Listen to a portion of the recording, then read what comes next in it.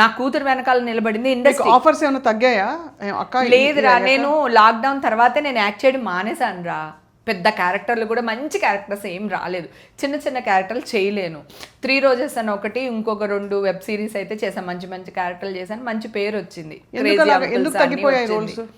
రాయట్లేదురా ఇప్పుడు కూడా పెద్ద క్యారెక్టర్. అతడు లాంటి సినిమాలో అక్క, ఈ సినిమాలో అతడు లాంటి క్యారెక్టర్ ఇదిగో అక్క, ఇది బాగుంది చూడు, నువ్వు ఎందుకు అక్క నీకు ఆఫర్ రాలేదని 4 సినిమాలు చెప్పు. నువ్వు ఒక్క సినిమాలో లేవు కదా క్యారెక్టర్లు, రాయట్లేదు. ఇప్పుడు ఒక డ్రీమ్ గర్ల్గా ఒక మంచి మంచి క్యారెక్టర్లు చేసి ఇప్పుడు కాఫీ పట్టుకుని వెనకాల నుంచోమంటే నేను నుంచోలేను కదా, క్యారెక్టర్లు నేను చేయలేను కదా. చేయలేరు, కానీ భక్తి కోసమో లేదు బిజీగా ఉండడం కోసం ఏదో చేయాలి కదా. నాకెందుకు అంత అవసరం ఏముంది? నా హస్బెండ్ కెమెరామ్యాన్, ఓకే, నా కూతురు జాబ్ చేస్తుంది, అది పక్కన పెడితే నాకు ఈవెంట్ మేనేజ్మెంట్ కంపెనీలు ఉన్నాయి, నేను ఈవెంట్స్ చేస్తాను. మొన్న సంక్రాంతికి 4-5 ఈవెంట్లు చేశాను, సత్య మాస్టర్కి 2 ఈవెంట్లు ఇచ్చాను, శ్రీముఖి వాళ్ళు కూడా వెళ్ళారు. తర్వాత పెళ్ళిళ్ళు నేను చెయ్యట్లేదు కదా, నేను ఏదో ఒక పని చేస్తాను రా, నేను కష్టపడే మనస్తత్వం నేను చేస్తాను. కాకపోతే 24/7 పని చేయలేను, నాకు ఏజ్ వచ్చింది, నాకు కొంచెం రిలాక్సేషన్ కావాలి, నేను హ్యాపీగా ఉండాలి, నేను శుద్ధపూసి నేను కాదు, నేను పార్టీస్కి వెళ్తాను, నా ఇష్టం వచ్చిన చోటుకి వెళ్తాను, గుడికి వెళ్తాను, బడికి వెళ్తాను, నా ఇష్టం, దిస్ ఈజ్ మై లైఫ్. అక్కడ నేను డ్రగ్స్ తీసుకుని ఉండంటే తప్పు, లేదా డ్రగ్స్ అమ్ముండుంటే తప్పు. ఏమీ లేకుండా నీ చేతిలో నా బ్లడ్ రిపోర్ట్ లేకుండా వచ్చేసిందని ఎలా వేస్తావు? కడకి నేను పెట్టిన వీడియోకి ఆగిని నాన్న, ఆ వీడియో పెట్టకపోతే మళ్ళీ ఇంకా ఇంకొక అంటే నేనైతే వచ్చాను బంగారం. నాలాంటి పరిస్థితులు ఉన్న ఇంకొక అమ్మాయి ఏంటి, ఇంత స్ట్రాంగ్ లేడీని నేనే ఒక స్టేజ్లో చచ్చిపోవాలనుకున్నా. నాకు ఒక భయం, ఒకటి అమ్మ చేపట్టుకొని నువ్వు ఏదన్నా ఉంటే నేనున్నాము, ఈషా ఉంది, నీ ఫ్యామిలీ ఉంది, సో జాగ్రత్త అని అమ్మ 2-3 సార్లు ఫోన్లో వార్నింగ్ ఇచ్చింది నాకు. తర్వాత అస్సలే అడగకూడదు అనుకుంటున్నాను, కానీ అమ్మ విషయం వచ్చేసరికి వచ్చేస్తుంది.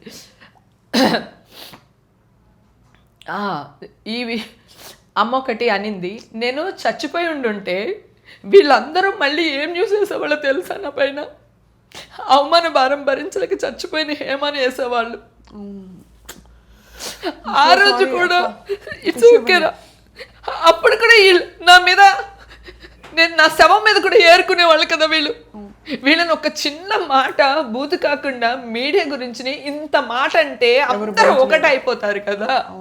సో మేమేంటి, మాకు ఫ్యామిలీ లేవా? రేపు నా ఈషా గారికి మ్యాచెస్ వస్తే ఏమండి మొన్నే కదా ఆవిడ ఈ కేసులో వచ్చారు కదా అని నా కూతురు లైఫ్ పాడైపోతుంది కదరా. నేను రేపు రాజకీయాల్లోకి వెళ్ళాను, అక్కడ నా భవిష్యత్తు ఏంటి, నా పొజిషన్ వాళ్ళు మాకు తెలుసులేవే నువ్వు అని వాళ్ళు చిల్లరగా మాట్లాడతారు. నాకు వెంకటేశ్వర స్వామి అంటే చాలా ఇష్టం, నేను ఎప్పటికైనా బోర్డ్ మెంబర్ అవ్వాలనేది నా డ్రీమ్. మంచి మంచి దేవుడి గురించి చెయ్యాలి, టీటీడీ ఛానల్లో చెయ్యాలి అని ఒక పిచ్చి వేరి నాకు దేవుడు అంటే. అవన్నీ చేసినప్పుడు ఇవన్నీ అడ్డొస్తాయి కదా. మీరు వేసారబ్బా, మీకు పోలీసులే ఇచ్చారో మీరే వేశారో, న్యూస్ అయితే వేశారు. ఇప్పుడు ఆ న్యూస్లో నేను కడిగిన ముచ్చంలాగా బయటపడ్డాను, న్యాయం గెలిచింది. మరి ఈ రోజు ఎందుకు వేయరు? నేను గొంతు చించుకోవాలా? నేను ప్రతి వాళ్ళకి నేను ఫోన్ చేసి అడగాల? ఆ రోజు వందల కాల్ చేసి నా వాయిస్లు రికార్డ్ చేసి వేసిన వాళ్ళందరూ ఇప్పుడు ఎక్కడికి వెళ్ళారు? అదే కదా, ఇప్పుడు ఎక్కడికి వెళ్ళారు? ఇప్పుడు రావాలి కదా. అప్పుడు వేసింది ఇప్పుడు కరెక్ట్ కాదని చెప్పి తీసేస్తే మనకు ఆ ప్రాబ్లం ఉండదు కదరా. అవునవును. సో ఎంతవరకు కరెక్ట్ అక్క, మీరు దయచేసి ఐఎమ్ సో సారీ. అమ్మను పోగొట్టుకున్నాను, పరువు పోగొట్టుకున్నాను, ఇప్పుడు కూడా న్యాయం లేదా వీళ్ళకి? ఇప్పుడైనా కనీసం ఇప్పుడు మాట్లాడుతుంటే సబబుగా మాట్లాడుతున్నారా మీరు? మాట్లాడుతున్న జర్నలిస్టులు కొంతవరకు ఏంటి మేడం మీ దగ్గర మేము ఎక్కడికైనా వెళ్ళిన టికెట్స్ ఉన్నాయా, మీరు ఎలా మేడం మాట్లాడతారు మీరు అంటున్నారు. మరి నా బ్లడ్ సర్టిఫికేట్ మీ దగ్గర ఉందా? మీరు ఎలా సార్ న్యూస్ వేశారు నా పైన? ఎందుకు వేశారు సార్ మీరు? కనుక్కోమన్నానండి, ఎంక్వైరీ చేస్తున్నారు అంటే మరి అప్పుడు ఎందుకు కనుక్కోలేదు నువ్వు? అదే కదా, అప్పుడు కనుక్కోలేదు నీకు వేయడానికి, మిమ్మల్ని డిఫెండ్ చేసుకోమని చెప్పారు అంతే కదా. మరి చూస్తున్నామండి అన్నారు, మళ్ళీ చేస్తాను నేను ఎవరిని ఊరుకోనరా, నేను నిరాహార దీక్ష చేస్తాను. నేను అప్పుడు చచ్చిపోదాం అనుకున్నాను అన్నాను కదా, అవసరమైతే ఇప్పుడు చచ్చిపోతా ఛానల్ ముందు కూర్చు. నేను ఎందుకు అంటున్నానంటే కోపం వస్తుందిరా. పరువు కోసం నేను హీరోయిన్గా కూడా ట్రై చేయలేదురా. ఒకవేళ హీరోయిన్ అవ్వలేకపోతే మళ్ళీ ఊరికి వెళ్తే వెళ్ళారురా తల్లి కూతుర్లు వచ్చారురా అంటారని చెప్పి చిన్న చిన్న క్యారెక్టర్లు చేసుకుంటూ డబ్బులు సంపాదించుకుని హోమ్లీగా నా ఫ్యామిలీ నేను హ్యాపీగా ఉన్నాం. ఆడది సంపాదిస్తే ఇంకా అదే సంపాదన ఏంటి అసలు? అది అంత ఆలోచన దరిద్రమైన ఆలోచన. సిగ్గులేవా వీళ్ళకి? ఇన్ని తమ్నైల్స్ పెట్టి వేశారు కదరా అప్పుడు న్యూస్. ఇప్పుడు మొన్న నేను ఏడుస్తూ వీడియో పెట్టాను కదా, నేను గెలిచాను, కోర్టు చట్టం కడిగిన ముత్యంలా బయటపడ్డానని చెప్పి నేను వీడియో పెట్టాను కదా, మరి దానికి మంచి తమ్నైల్స్ పెట్టి పెట్టొచ్చు కదా. అంటే నెగిటివ్నే చూపిస్తారా? సమాజానికి మీరే చీడపురుగులు. ఒకప్పుడు న్యూస్ అంటే ఎట్లా ఉండేదిరా, 100 మంది రావి చెట్టు కింద కూర్చుని చూసేవాళ్ళం, వినేవాళ్ళం. ఏం జరుగుతుండాల్సింది చెప్తాను, ఫ్రాంక్గా చెప్తాను అక్క. అప్పుడు ఇన్వెస్టిగేషన్లో ఉన్నప్పుడు అట్లీస్ట్ ఇండస్ట్రీ, అఫ్కోర్స్ మీడియాలో మీకు వచ్చిన, మీ పట్ల వచ్చిన థంబ్నెయిల్స్ తప్పు. ఇండస్ట్రీలో లేకపోతే మీ ఫ్రెండ్స్ కొలీగ్స్ బయటకు వచ్చి నిజ నిర్ధారణ జరగకుండా ఎవరూ మాట్లాడద్దని విష్ణు గారు చెప్పారు, ఆయన ట్వీట్ పెట్టారు. అందరూ వచ్చి చెప్పాల్సింది. మీకు ఫ్రెండ్స్ లేరా, ఇండస్ట్రీలో ఉన్నారా? నీకు అర్థం కావట్లేదురా, ఒక ప్రముఖ హీరోని వాళ్ళ ఫ్యామిలీ వాళ్ళని మాట్లాడితేనే ఒక్కళ్ళు వచ్చి మాట్లాడలేదురా. ఏం మాట్లాడుతున్నావు? ఏ హీరోకి ఆ హీరోకి, ఏ డైరెక్టర్కి ఆ డైరెక్టర్కి, ఏ ప్రొడ్యూసర్కి ఆ ప్రొడ్యూసర్కి లేవు, ఆ బాండింగ్లు లేవు. ఇప్పుడు నువ్వు అలా మాట్లాడుతున్నావు. ఒక ప్రముఖ హీరో ప్రెస్ మీట్ పెట్టబట్టే కదా ఆయన తీసుకెళ్ళేస్తారు. ఎవరు వచ్చి మాట్లాడారు? ఆయనకి ఫ్రెండ్స్ లేరా? ఆయనకి ప్రొడ్యూసర్లు లేరా కదా? అదన్నా కొంచెం పర్వాలేదు. నా డ్రగ్స్ అనేసరికి మమ్మల్ని ఎక్కడ లింక్ చేసేస్తారో, మమ్మల్ని ఎక్కడ ఇరికిచ్చేస్తారో. ఇప్పుడు ఏమైపోతుంది చెప్తాను. ఎట్లా అవుతుందంటే, మీ ఫోన్ కాల్ లాగ్ బయటకు వచ్చింది, మీరు ఆ టైంలో ఎల్లయ్య, పుల్లయ్య, లేకపోతే సుబ్బమ్మ, ఇంకా వెంకమ్మ ఎవరికి ఫోన్ చేసినా వాళ్ళందరూ డ్రగ్స్ కిందకి వచ్చేస్తారు అని చెప్పేసి బెదిరించేస్తారు. కానీ నా విషయంలో నా చుట్టూ ఉన్న వాళ్ళకి, నేను ఎక్కడికి వెళ్ళినా అందరికీ నా క్యారెక్టర్ తెలుసు. నేను ఓపెన్ బుక్, ఏదున్నా మొహం మీద అడుగుతా, మొహం మీదే కడుగుతా, అంతే. ఓకేనా? ఎలాగోలా అని బతికేద్దాం అనుకున్నాను అనుకోరా, అసలు ఈ పెయినే ఉండదు. పీక్కోరా అంటాం, రైట్? నేను ఇలాగే బతకాలనుకుంటున్నాను. నేను స్ట్రైట్ ఫార్వర్డ్గా బతకాలనుకుంటున్నాను. నేను తప్పు చెయ్యను.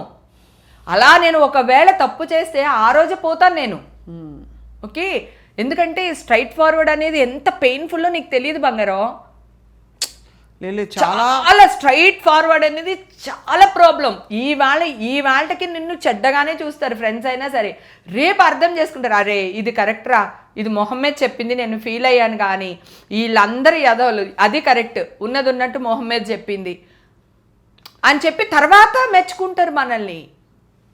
ఫస్ట్ మన మీద ఇట్లా ఇట్లా చల్లేస్తారు అంతే. నాకు మీడియా వల్ల ఒక ప్రాబ్లం జరుగుతుంది అని చెప్పి మా ఎలక్షన్ అప్పుడే నాకు ఒక డౌట్ వచ్చింది. ఆ రోజు నుంచి ఈ రోజు వరకు నువ్వు కూడా చాలాసార్లు అడిగావు ఇంటర్వ్యూకి రా అంటే కూడా నీకు కూడా నేను రాలేదు. వద్దురా ఇప్పుడు నేను రావాలనుకోవట్లేదు అనేసి నేను వస్తాను తర్వాత వస్తానని చెప్పాను నీకు నేను కదా. ఎందుకంటే ఇప్పుడు మీడియా ఏదైతే ఉందో అది నిజం చెప్పట్లా, అబద్ధానికి ఎక్కువ ప్రయారిటీ ఇస్తుంది, ప్రాధాన్యత ఇస్తుంది. సో అలాంటప్పుడు నిజం చచ్చిపోతుంది.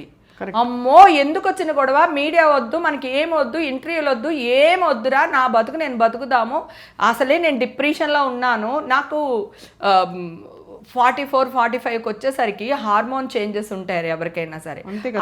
ఆ క్షణంలో నాకు ఒకటి అనిపించింది, ఏంటి లాక్డౌన్లో నా ఇల్లు, సంసారం, కిచెను, మొగుడు, పిల్లలు, అమ్మ, ఇదే నా జీవితం, వీళ్ళు ఎవ్వరు నన్ను ఏం పట్టించుకుంటున్నారు, నాకేం కావాలంటే ఏమి ఇస్తున్నారు ఏంటి అని ఒక చిన్న దీంట్లోకి వెళ్ళిపోయాను. ఆ డిప్రెషన్లోనే బిగ్ బాస్కి వెళ్ళా. ఆ తర్వాత బిగ్ బాస్ నుంచి వచ్చిన తర్వాత నాకు వీళ్ళందరూ పరిచయం అవ్వడం, అందరితో సరదాగా ఉండడం, వాళ్ళు నన్ను చిన్న పిల్లలకి ట్రీట్ చేసేవాళ్ళు, అక్క అక్క అక్క అనుకుంటూ ఎత్తుకుని ముద్దాడి అంత చక్కగా చూసుకున్నారు. అక్కడ ఎక్కడో నాకు ఒక సుఖం తగ్గించింది. అందరితో పాటు సరదాగా ఉండేదాన్ని, వాళ్ళే చిన్నపిల్లలాగా తీసుకునేవాళ్ళు, ఎక్కడికి వెళ్ళినా వాళ్ళే తీసుకెళ్ళేవాళ్ళు, మళ్ళీ జాగ్రత్తగా ఇంటికి తీసుకొచ్చి వదిలేసేవాళ్ళు. అట్లా కొంచెం కొంచెం ఆ డిప్రెషన్స్ నుంచి మెల్లిమెల్లిగా బయటపడిపోయాను. నేను హ్యాపీగా నా లైఫ్ అయితే నేను లీడ్ చేస్తున్నాను. నేను ఎక్కడికి వెళ్తున్నాను, ఏం చేస్తున్నాను, హ్యాపీగా ఉన్నాను. నేను నా హస్బెండ్కి కూడా నేను చెప్పే చేశాను ఏం చేసినా. నేనే హైడ్ లేదు, పార్టీకి వెళ్ళినా ఎక్కడికి నా హస్బెండ్కి ఏం లేదు. నేను 14 ఏళ్ళప్పటి నుంచి కష్టపడుతున్నాను రా. నేను నిన్న ఇవాళ కాదు, ఈ రోజు నా కోసం నేను బతకడం తప్ప అసలు లేదు. శుద్ధ పూసిని కాదు, ఇప్పుడు నేను శుద్ధ పూసిని కాదు, అందుకే వేసా కేసులు వాళ్ళ పైన, కోర్టుకు వేసేసింది, నేను అందుకే వేశాను. నోటికి ఎంత వస్తే అంత మాట్లాడతారా?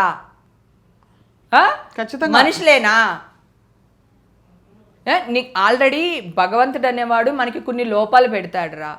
సో ఏదో గత జన్మలో చేసిన ప్రాబ్లమ్స్కి ఈ జన్మలో మనం కొంత అనుభవిస్తూ వస్తాము. ఈ జన్మలో కూడా నువ్వు అదే పాపం చేసావంటే వచ్చే జన్మలో నువ్వేమైపోతావు ఆలోచించు. అంతే కదా. కొంచెమైనా భయపడండి రా బాబు. సుమన్ టీవీలో మీ పర్సనల్ అండ్ బిజినెస్ ప్రమోషన్స్ కోసం కింది నెంబర్కి కాంటాక్ట్ చేయండి.